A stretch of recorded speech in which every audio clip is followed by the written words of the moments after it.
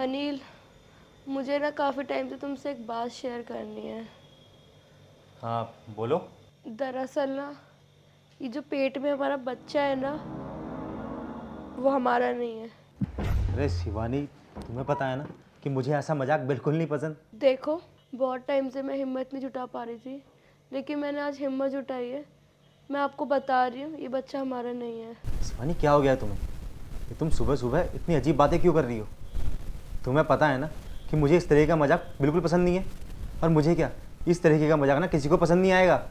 देखो अनिल, मुझे मालूम है तुम्हें ये जान के बहुत तकलीफ़ हो रही होगी, लेकिन ये बात सच है कि ये हमारा बच्चा नहीं है। तो तुम क्या कहना चाहती हो कि ये बच्चा हमारा नहीं है? तो मुझे बताओ, किसका बच्चा है फिर ये बच्चा पंकज का है। क्या बोला, पंकज का? अगर ऐसी बात है ना तो मैं अभी पंकज को बुलाता हूँ, उसे खबर देता हूँ। पंकज! पंकज! जी साहब। जी साहब। पंकज, ये मैं क्या सुन रहा हूँ? और तुम्हारी मालकिन क्या बोल रही है? क्या ये सब सच है?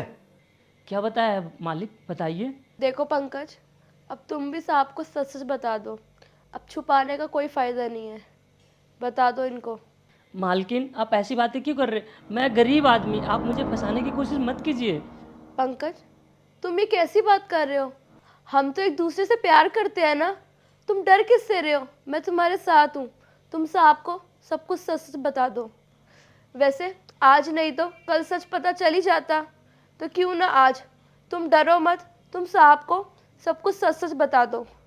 हाँ मालिक, मालकिन बिल्कुल सही कह रही है। हम दोनों काफ़ी टाइम से बहुत प्यार करते हैं, पर कभी मेरे अंदर हिम्मत नहीं हुई, मैं आपसे बता नहीं पाया। देखो अनिल, ये बात सच है। ये बच्चा तुम्हारा नहीं, पंकज का है। पंकज, तूने ये सब बिल्कुल ठीक नहीं करा।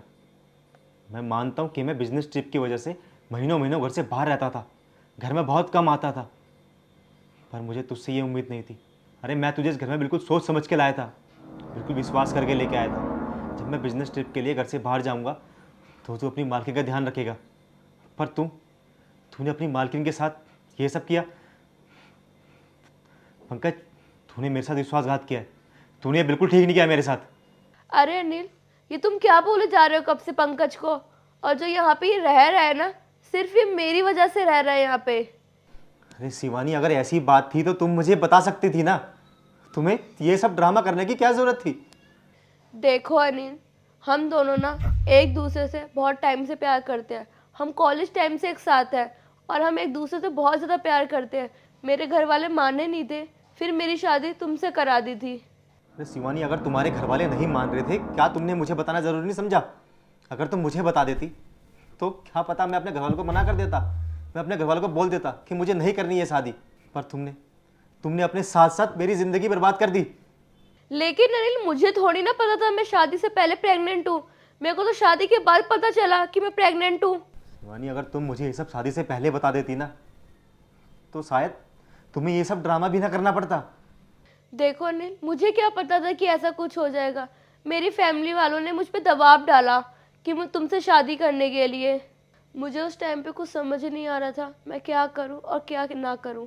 लेकिन फिर मुझे बाद में पता चला तुम वेल सेटल्ड हो, अच्छी जॉब करते हो, तो तुमसे शादी करना कोई मेरा गलत डिसीजन नहीं था।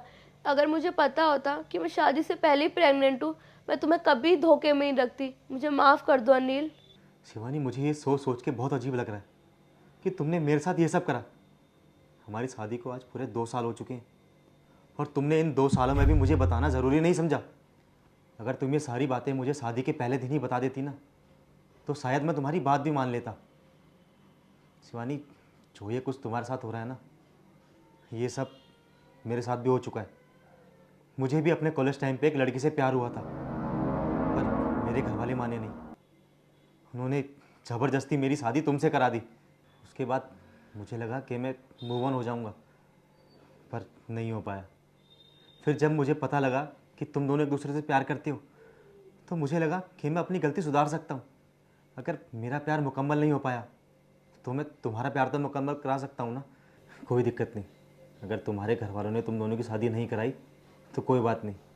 मैंने तुम्हें बोला ना कि तुम दोनों की शादी मैं कराऊंगा, वही पूरे धूम धड़ाके से। तुम दिक्कत मत लो। और मेरा प्यार मुकम्मल नहीं हुआ तो क्या हुआ?